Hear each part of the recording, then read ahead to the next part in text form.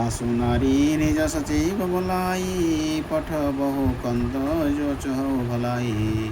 तब कुल कमल विपिन दुखदाई सीता शीत निशा समाई सुनहु नाथ सीता विनोदीने हित न तुम्हार संभोज कीने राम बान वही गण सरी शनिकर निशाचर भेको जब लगी ग्रसत न तब लगी जतनु कहूँ त जिठे कम श्रवण सुनि सटता करिबानी बिहसा जगत विदित अभिमानी सभय स्वभाव नारी कर साचा मंगल मोह भय मन अति काजा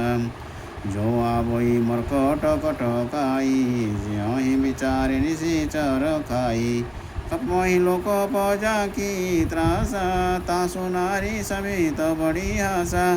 अस कही बिहसी ताहि उरलाई चले सभा ममता अधिकाई मंदोदरी हृदय कर चिंता भय कंत कर पर विधि विपरीता बैठे सभा खबरी असी पाई सिंधु पार सेना सब जाई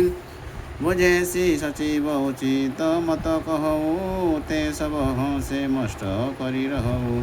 जिते हूँ सुरासुर तब श्रम नाही नर वानर केहि लेखे न माही सचिव वैद गुर नीति तिनी जो प्रिय बोलहि भय आस राजधर्म तन तिनी कर होई भेगी नाश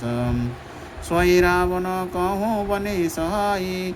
स्तुति करहि सुनाई सुनाई अवसर जाने विभीषण आवा भ्राता चरण शिशु तहि नावा पुनि सिरु नाई बैठ निज आसन बोला वचन पाई अनुशासन जो कृपाल पूछी हूँ मोहि बाता मति अनुरूप कहूँ हित ताता जो आपन चाहूँ कल्याण सुजसु सुमति सुभगति सुख नाना सो पर नारी लीलार वसाई तजऊ चौथी के चंद की नाई 14 भुवन एक पति होई भूत द्रोह निष्ठ तिष्ठई नहीं सोई गुण सागर नागर नर जो